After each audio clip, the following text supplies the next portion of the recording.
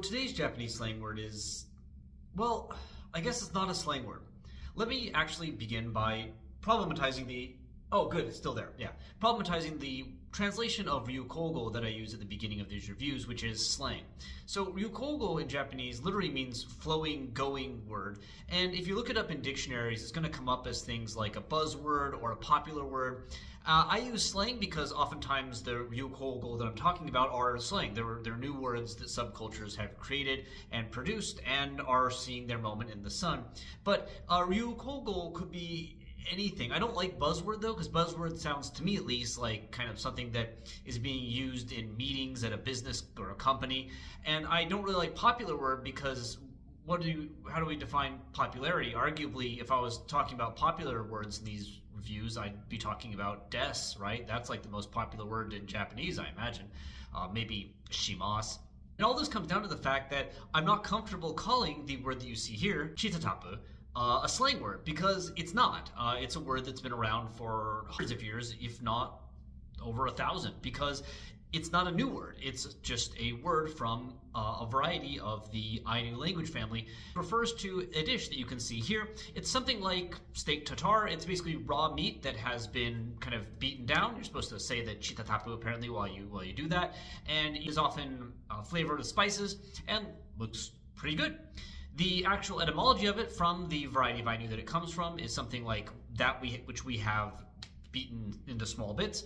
And the reason it's a ryukogo, or a word that just is kind of seeing its day in the sun, is that it is featured in the manga/anime Golden Kamuy. Indeed, Golden Kamuy came out in 2014, and if you look on Google Trends, when do people start looking up what this is? Well, 2014. And the interest in it has been not just because people are interested in new food, but going to eat it is part of the practice of fans of this media product. And you can see indeed that many times they are specifically going to eat this food because they are wanting to engage in kind of, I guess, oshikatsu with the show that they like. Now, in Japanese, this has become chitatapu, but I should note that in Ainu, the actual pu there is spelled with a small character. And this is important because, if you're not familiar, Ainu is written with a variant form of katakana, where in some characters that are never made small in standard Japanese are reduced. So the actual pronunciation of that is more like a p sound without the u, so it's more like chitatap. I'm sure I'm butchering that. I don't speak Ainu, but there is a difference in the pronunciation. Indeed, the manga, which from what I understand is done in a way that is pretty respectful and interested in portraying Ainu culture. There's a pretty interesting article written about it by a Japanese sociolinguist who works in Minnesota that you can check out if you have access in your library. Spelling difference comes up in the manga itself, where the Japanese person is critiqued by the Ainu character for mispronouncing it, and you can see that she is pointing out that his poo is too big. Unfortunately, this issue is not raised in the anime as far as I can tell, as you can see right here. I think it would have been nice if they'd actually put the real pronunciation in there, but unfortunately so it goes. What's really interesting about chitatapu is not only that it's kind of reviving an interest in Ainu culture, which has been, of course, historically looked down upon by the Japanese government and oppressed to the point of now many Ainu languages being extinct and the ones that exist being in a very, very precarious state. There are a number of terms from Golden Kamuy which have gone into the world of ryukogo, however we're going to define that, because of the popularity of this comic. For instance, in this post here where someone's going out to have their chitatapu, you can see that they also state that the deer meat that they had, the venison, was the ichiban hina. Now, this is also a term that is from Ainu, which has become popularized through the Golden Kamuy comic. Now, this might actually be something we could call slang because in Ainu, the word hina is generally used to mean thanks. Specifically, you see it in scenes of eating. It can be seen as an equivalent to kind of itadakimasu in Japanese. But due to the way that it was shown in the comic a few times, people have sort of misinterpreted this to mean delicious. And so it has become used by fans of the show as a replacement for oishi. Like, there are ambiguous cases here where it very much could be itadakimasu or anything like that, but in statements like this where you see hina deshita, it does seem to imply oishi, which apparently in the main variety of Ainu that remains sounds something more like keraan.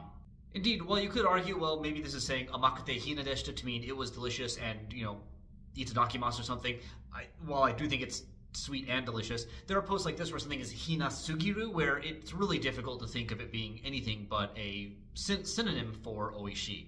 Another term that's been popularized through this comic is the use of Nishipa to mean kind of gentleman or a handsome man. Now, I knew the pronunciation is closer to Nishpa without the Nishi there at the end, but it is used as kind of a term of respect. I guess you could see it like San or Sama in some cases. Indeed, in the comic, you can see scenes where people are referred to as name Nishpa, which, matches what we would expect given that. That said, a particular scene where someone was called a Sawayaka na Nishipa, or a fresh, stylish young man perhaps, has resulted in that specific phrase becoming used in and of itself. For instance, here you can see somebody call their hamster a Nishipa, and here you can see somebody say that, because they're a fan of Golden Kamuy, they're going to make sure that they call Ikemen Sawayaka na Nishipa instead.